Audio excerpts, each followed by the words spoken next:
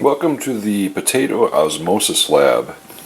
As you can see, and if you have your lab manuals with you, I have a beaker with some salt water and a beaker with fresh water, and I have two potatoes that are about the same in size. They don't have to be perfectly alike because I'm going to be finding their mass. So this is the potato that I'm going to be putting into the salt water. So I'm going to want to get a baseline on that. So this piece of potato that's going to be going into the salt water weighs 16.1 grams. And I'm going to go ahead and put that in the salt water.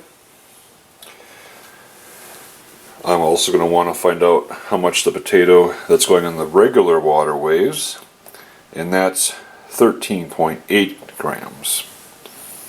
And I'm going to go ahead and put that in the regular water.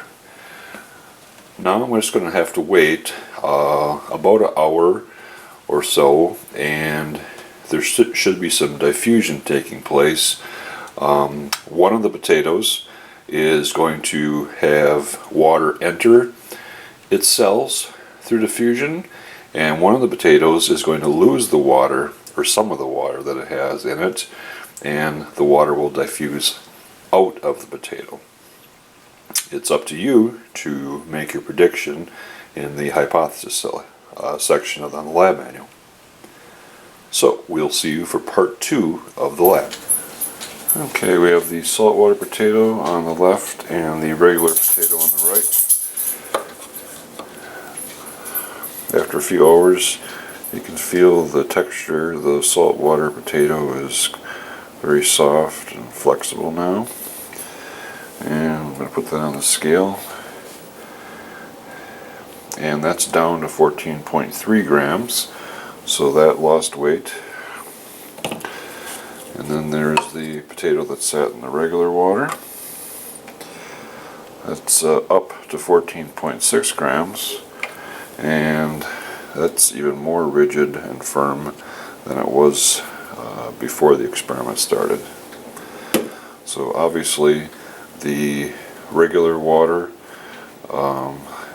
went into the cells of this potato using diffusion, and because of the salt water, the water left, some of the water left the cells of the potato and went into the surrounding water that was in the beaker.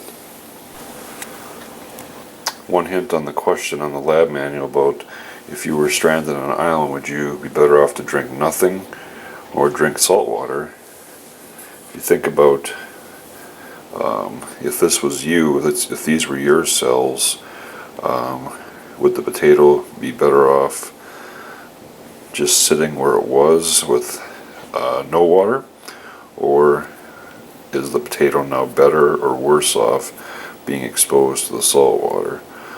I think that'll be a good hint for the answer to that question.